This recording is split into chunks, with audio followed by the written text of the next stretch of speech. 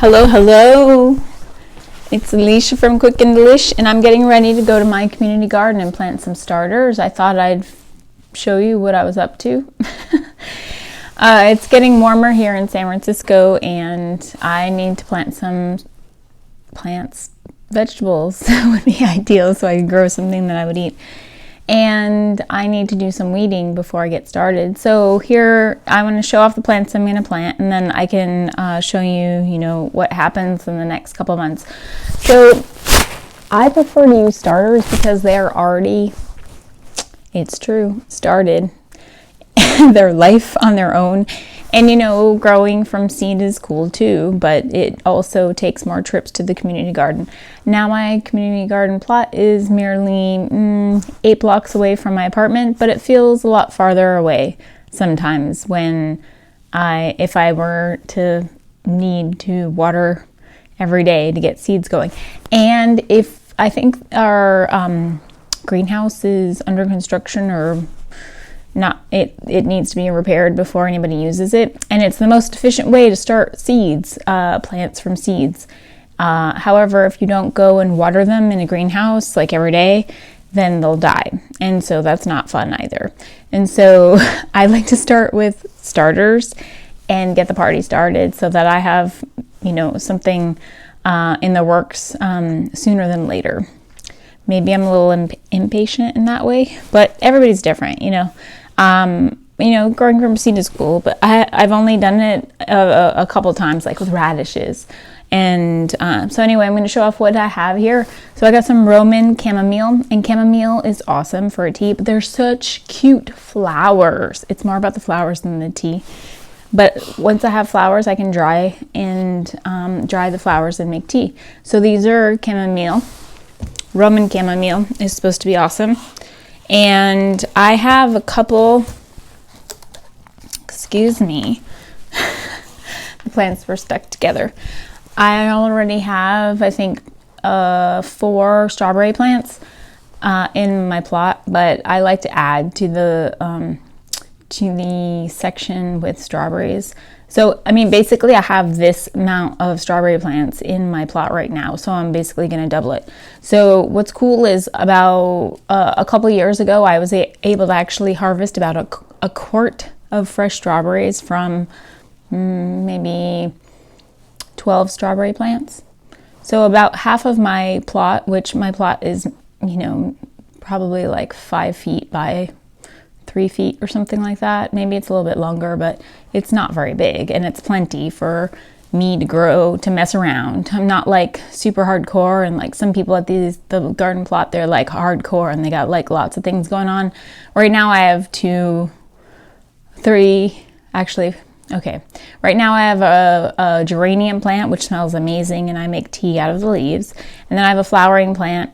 It's just, it's a perennial, so it flowers year round. And I wanted something that flowers all the time so that it looked like I was an active gardener. And then I have an Italian parsley plant starter that I planted a couple months ago. And then I just planted 2 fennel plants a couple weeks ago. And so we'll see what happens with those guys.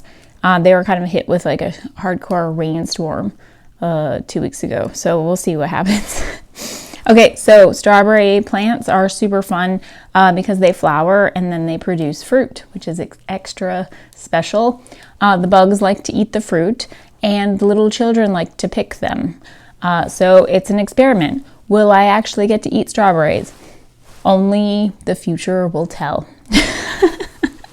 So I don't really care if children eat my strawberries. It doesn't really matter. It's more about the fun about growing plants and seeing what happens. It's an experiment. Something to do, another thing to water. Okay, I have some spinach. These are spinach starters.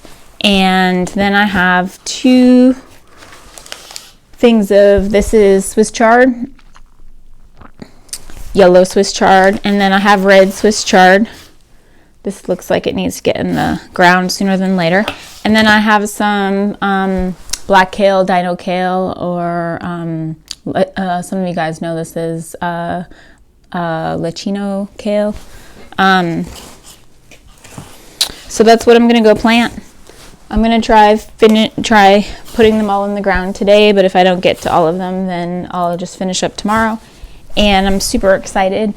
So I'll be watering every day for probably a week. I'm gonna put some, basically going to do some weeding, and then you know, dig the little bit of holes, put a little bit of compost, a little bit of fertilizer, and then plant them, and then pray that they all work out. And then water them every day for a week or two, depending on how things go weather-wise and how they look. And so I'm super excited about that. So I'll let you know like what happens, because usually what happens is like a bunch of plants don't work out. So like, I don't know, statistically speaking, however, but like maybe half of them don't work out. I don't know. Well, I mean, in terms of the leaves, like the kale and the Swiss chard, I've only had success with Swiss chard once before, and it seems like 1 out of 6 plants worked out. So I don't know. I'm not an expert gardener. I'm just merely messing around for fun, and it's an experiment. Sometimes you got to approach a hobby kind of like that. Like, I don't even necessarily say I have hobbies. I'm just like kind of messing around with some stuff. But I also try not to spend too much time on these things I'm messing around with, right? Because you got to spend more time if you want to actually produce things. And so that's why I'm like super realistic about what my expectations are. But one thing, I walked around my community garden last week and I was like trying to think like what's my approach to planting. So for any of you that actually know me or you might get this vibe from me from my cooking approach in general, is I like to draw outside the lines. I'm not somebody that likes to follow direction to a T. I like to create my own way. And I'm not going to plant these in like rows because it's too color in the line. So what I'm going to do is in the perimeter of the garden plot, because it's so small, that's where I'm going to plant the spinach and the Swiss chard and the kale on the perimeter, because it'll be easier for me to access, because I have a little tendonitis in my shoulder, which I don't recommend to anybody. And so I was just trying to figure out like how I can reach things easier. And then I'll have the strawberries in the middle and the chamomile in the middle. So that's my plan of attack. I hope this video was inspirational in some way to get you thinking about growing anything. You can even just grow scallions. Get fresh scallions that have the roots in them, and then put them in a jar of water, and then grow scallions. There you have it. There's your plant. I don't have a lot of houseplants because I don't want to spend a lot of time growing something that, I don't know, you have to invest your time in. I'm all about time management and spending less time in the kitchen. And this ivy thing that I think you can see behind me, that has been in June of 2020. It was this long, and now it's like taking over the next wall, which is really cool. I think you can see how it's like taking a turn. So that's super fun. I like to have plants around. They're my friends. So I look forward to hearing how you're doing, and what recipes you're using, and what kind of recipes you want me to make and inspire you in the kitchen. It's all about simplification, time management, and happy you. Those are the main things. How do you keep you number one? Because it's a big deal when you turn to open the refrigerator and you're like, oh, I gotta make something, right? Like you open the refrigerator and you're like, okay, cool. I got apples, I got some peanut butter. That's an awesome snack. I'm gonna go have that. I got some hard-boiled eggs, and then have one of these Trader Joe's crisp breads. Make some egg salad real quick, or just put a hard-boiled egg on one of these puppies and call it a day, right? Put some za'atar spice or oregano. I'm looking for some stuff. Nothing's reachable except for I have a bunch of different types of paprika. But so eggs and paprika, right? Everybody knows that eggs and paprika go well together.